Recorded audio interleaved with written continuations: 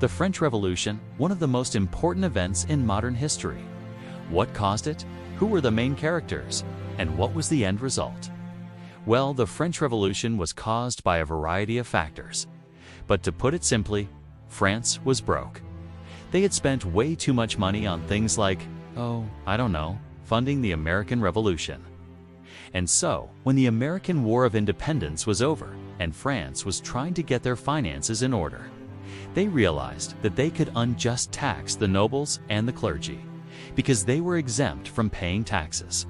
So instead, they had to turn to the peasants and the urban workers for more revenue. The problem was that these groups resented the fact that they were being asked to pay more while the nobles and the clergy were exempt, and so they began to revolt.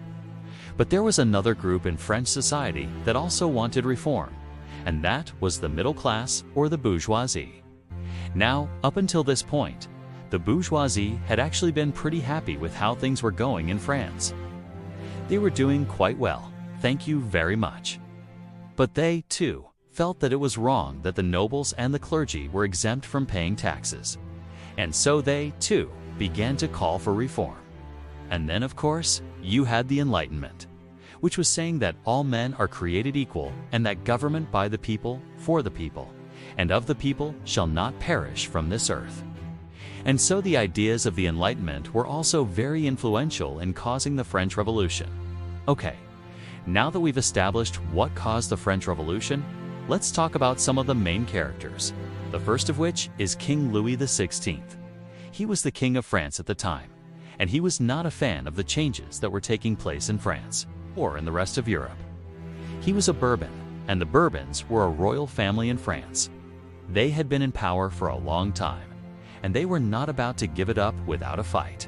Then, of course, you had Marie Antoinette, who was the wife of Louis XVI, and she was the most hated woman in France at the time. Why? Well, she was the daughter of the King of Austria and the Queen of Austria. And so the French people saw her as a foreign interloper who was trying to take their money and give it to Austria. And so she was very unpopular. Then, of course, you had the revolutionaries. And the revolutionaries were led by men like Maximilien Robespierre and Jean-Paul Marat. These guys were not messing around. They wanted a republic, and they were willing to do whatever it took to get one. And so they stormed the Bastille, and they beheaded the king, and they took over France. Okay, so now that we've met some of the main characters, let's talk about the end result of the French Revolution. The end result was that France went from a monarchy to a republic. And this was a huge deal because it showed that the people had power. Like the French Revolution was the first time in history that a successful revolution had taken place in a major European country.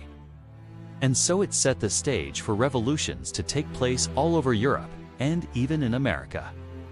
However, the French Revolution didn't just cause revolutions, also caused the rise of Napoleon.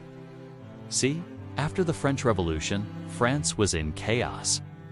The economy was in sharp decline and the country was descending into anarchy. And so the military leader Napoleon seized power in a coup d'etat and became the first emperor of France in over 100 years. And so while the French Revolution did cause the end of the monarchy in France, it also ironically led to the rise of an empire. Okay, I hope that helped.